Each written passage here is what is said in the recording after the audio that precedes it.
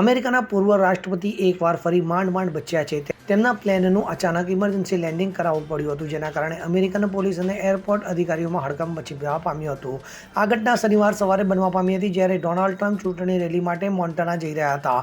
ઉડાન ભર્યા બાદ અચાનક પ્લેનમાં ખામી સર્જાઈ હતી, જેની જાણ થતાં જ પાયલોટે ઇમરજન્સી લેન્ડિંગ માટે નજીકના એરપોર્ટ પર એટીસી અધિકારીઓનો સંપર્ક કર્યો અને લેન્ડિંગની પરવાનગી મળતા જ વિમાનનું એરપોર્ટ પર લેન્ડિંગ કરવામાં આવ્યું હતું. તો એરપોર્ટ સ્ટાફ અને રેસ્ક્યુ ટીમે પૂર્વ રાષ્ટ્રપતિને કડક સુરક્ષાની વચ્ચે પ્લેનમાંથી ઉતારીને સુરક્ષિત સ્થળે પહોંચાડ્યા હતા. ત્યારે એરપોર્ટની ટેકનિકલ ટીમે પ્લેનમાં શું ખામી સર્જાઈ તેની પણ તપાસ કરી હતી. તો તમને જણાવી દઈએ કે જુલાઈ 2024માં ડોનાલ્ડ ટ્રમ્પ પર ફાયરિંગ થયું હતું. તો ચૂંટણી રેલી દરમિયાન તેમના પર ગોળીઓ ચલાવવામાં આવી હતી, ત્યારે એક ગોળી તેમના કાનને અડીને નીકળી ગઈ હતી. ત્યારે હુમલાખોરને તેમના સુરક્ષાકર્મીઓ દ્વારા સ્થળ પર ઠાર કરવામાં આવ્યો હતો.